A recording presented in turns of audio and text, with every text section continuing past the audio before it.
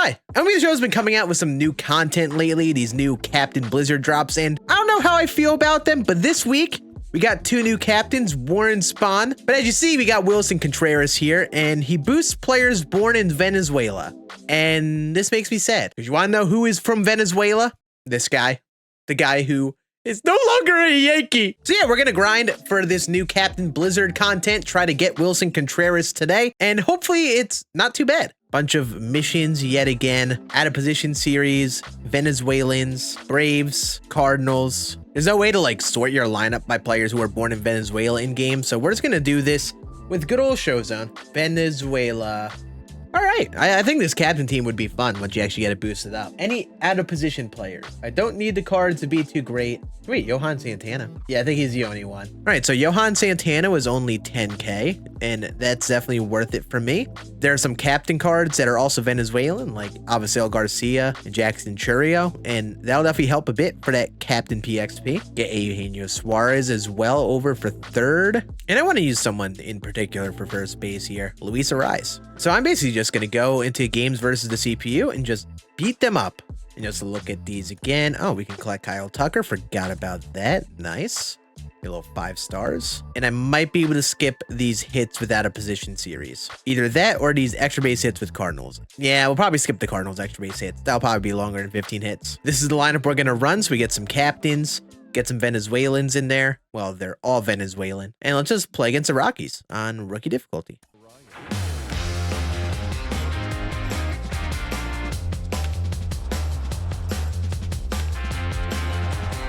All right, so I got to remember just to do 15 hits. That's all we need. Well, that's no bueno. So you're probably wondering why the heck this video is even posted, because this is a little bit different than what I've posted here on this Scann Plays channel, and just in general, different from what I've been posting the last couple of years. And I could honestly go into a really long conversation about what I've been wanting to create here on YouTube and what I'm trying to do, and to save you that, oh, let's go. We're hitting tanks.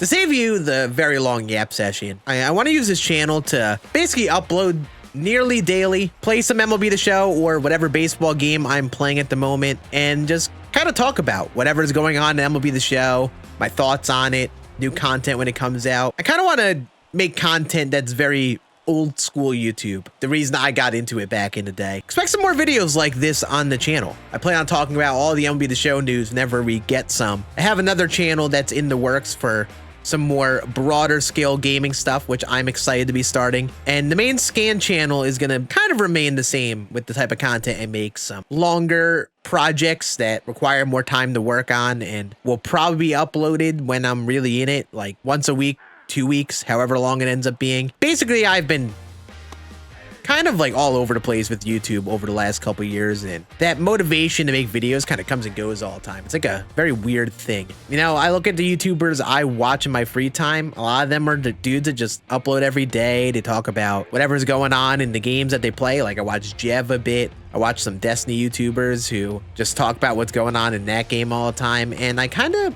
miss making content like that. I haven't really made content like this since 2022. Now that I am thinking about it, I'm kind of excited to try something like this and hopefully build this up into something fun.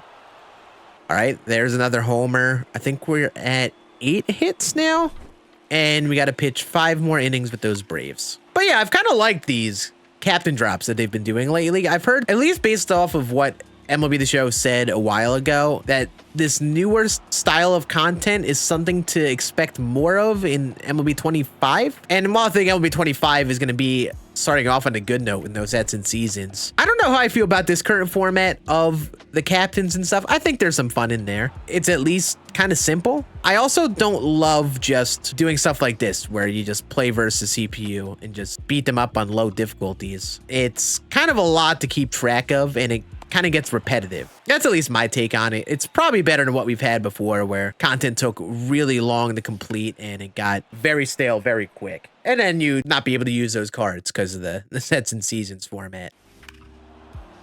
I'd love to get the last few hits this inning, but I guess it really doesn't matter because I'll probably end up changing to an out of position team in the 3rd inning anyway.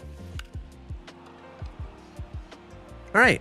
And a boy, Luis Arise. I'll be honest, my mind is going to be very likely all over the place with videos like this, especially when I'm first starting because it's brand new to me. Speaking of Luis Arise, he's been like in the talks with all of the Yankees off-season moves over the last, especially like couple weeks, as the second base market has gotten slimmer and slimmer. I think I'm like a lot of other Yankee fans where at first I heard the news and I was like, I don't know, dude. He's not a good fielder, not really fast. Yes, he's a good contact hitter. He gets on base a pretty good bit when he's playing well, and the Yankees could use a leadoff hitter. But they've been wanting to try to focus on defense, and he's not a good fielder at all. So, but you look at the market now and what's even available, probably one of their better moves left at this point. I feel like it's either him or Ha-Sung Kim that they go for. And both of them definitely have some obvious downsides. Kim is a good defender. He had a good year in 2023. But if he just hits good enough with good defense, that's probably all the Yankees need at this point. But Arise could actually be a leadoff hitter, which they also need. I don't know. I'm not really sure what the Yankees end up doing. I'm not sure what will end up working, but whatever it is, it's not Glaber, and I'm sad. All right, I just got to get one more hit this inning, and we're done with this. Nice. There we go. There's 15. And I really hope everyone was actually Venezuelan. I'm pretty sure I read the list right on Showzone, but I guess you never know. I'm probably a doofus and said it wrong.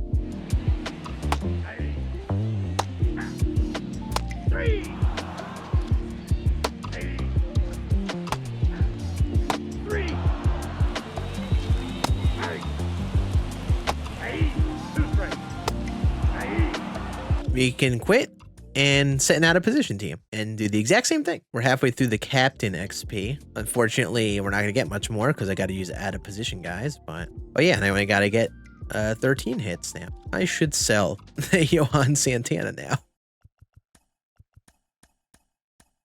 Or it only cost me, actually, no, I sold him for 5K. We're going to act like I didn't just lose 5K stubs for no reason. Looking in retrospect, I'm still not really sure how I felt about these out of position cards this year. But I think the problem with this was that there were too many out of position cards. You could have some really fun hypotheticals like Jacob deGrom here as a shortstop or Kenley Jansen as a catcher. But since you had so many cards that released, you know, it kind of got annoying seeing some of these cards that they end up coming out with. Did I really ever wonder what would have happened if Paul Skeens was a catcher? No. I think that's kind of the problem with MLB The Show over the last couple years in general. It's just like this oversaturation of content that really isn't necessary. At least they tried something different with these sets and seasons and try to give it a go. Hopefully 25 really gets the juices flowing again. We'll be talking about it a lot here in the channel. But let's just get these last 13 hits and hopefully you have enough PXP with Greg Maddux.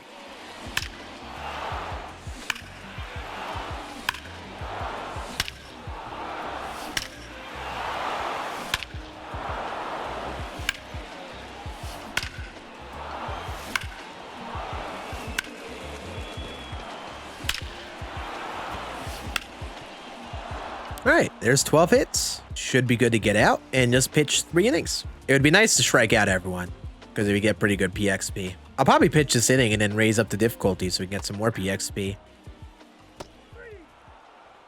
I was 1 hit short. I actually didn't know math.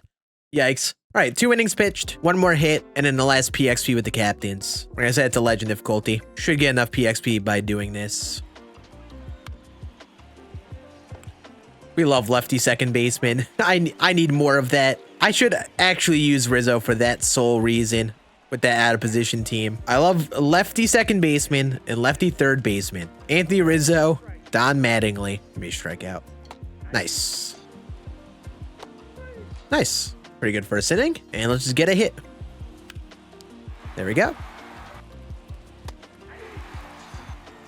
Oh shoot, I might need to get enough hitters up to get PXP to count.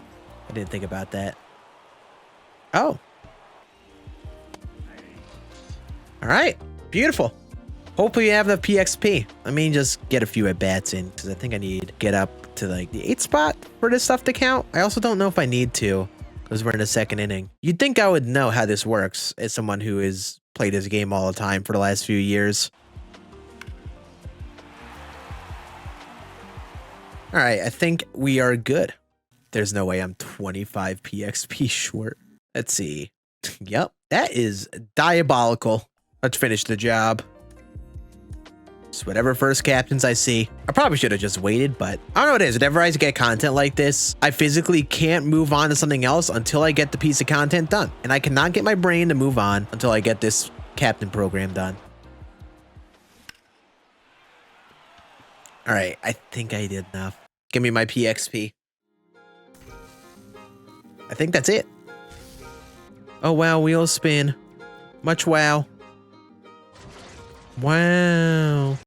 Nice, we did it. Let's look at the teams and see how they look. All right, Warren Spawn. Boosts 20 contact versus both sides, 20 power versus righties, and 15 walks per 9. Not bad. So he boosts the power versus righties. So ideally, if their one weakness is power versus righties, that would be good. All right, this is the out of position captain with Warren Spawn, and honestly, this team shapes up to be pretty dang good. Jacob deGrom, looking really good. He can't field for the life of him, but he can hit, and that's the vibe I get. A lot of these guys are not great fielders, but ended up being pretty good. This is like a lot like a Willie Mays type card in center field, and he boosts the walks per 9 on the pitchers, which I don't think helps the most. But if you get the right guys like Ellie De La Cruz, oh baby, that's pretty good. And I believe Austin Riley and Mason Wynn were pretty good. Yeah, okay. This ends up shaping up to be pretty reasonable, I'd say. Oh, we could also pitch with Rizzo. Totally forgot about that. And this is the Venezuela team. You only need 10 people to get the boost. So you'd probably want to split it between some hitters and pitchers. Pretty good team too as well. Since Wilson Contreras boosts the power, that's definitely good for Arias, Glaber. Wow.